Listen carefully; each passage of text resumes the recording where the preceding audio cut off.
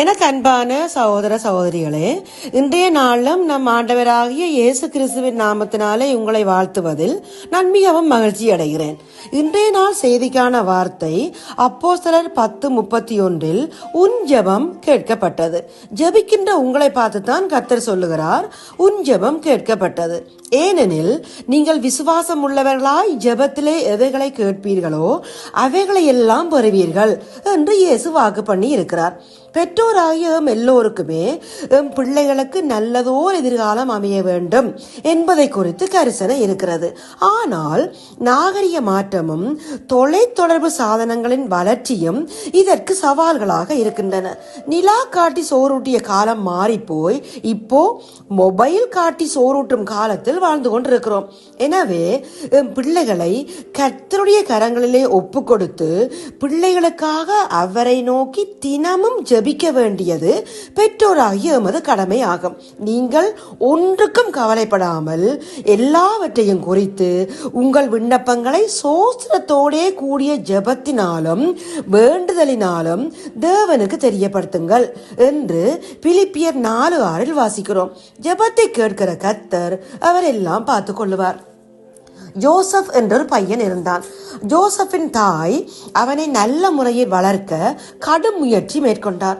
17 வயது வரை எப்படியோ தாக்கு பிடித்த அந்த தாய் கல்லூரியில் அவனை சேர்த்த பிறகு திணற ஆரம்பித்தார்.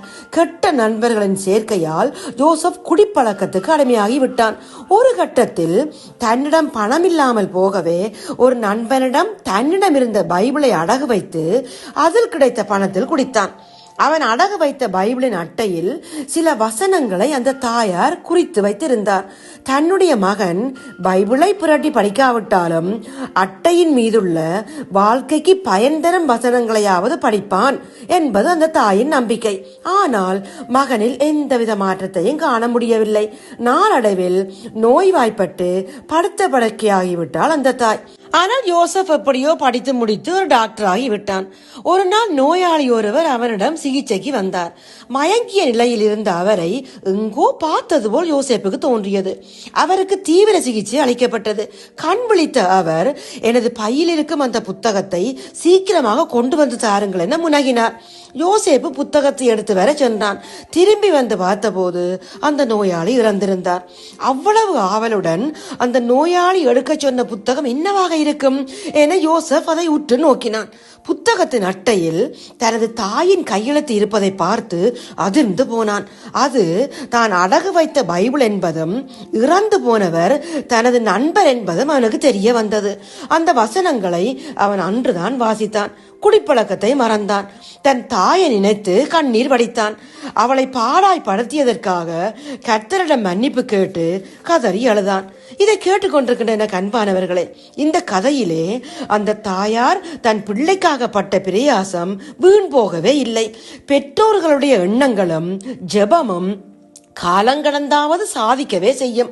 உன்னோடு வழக்காடுகிறவர்களோடே நான் வழக்காடி உன் பிள்ளைகளை ரட்சித்துக் கொள்ளுவேன் என்று வாக்கு பண்ணிய நம் தேவன் நிச்சயமாகவே என் பிள்ளைகளை காத்து வழிநடத்துவார்.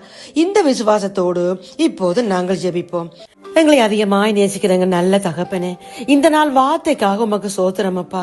ஜெபத்தை கேட்கிறவரே, மாம்சமான யாவரும் உம்மிடத்தில் வருவார்கள் என்ற வார்த்தையின்படி எங்கள் பிள்ளைகளுக்காக, பிள்ளைகளின் பாதுகாப்புக்காக, பிள்ளைகளின் உயர்வுக்காக உம்மிடத்திலே வருகிறோம் அப்பா.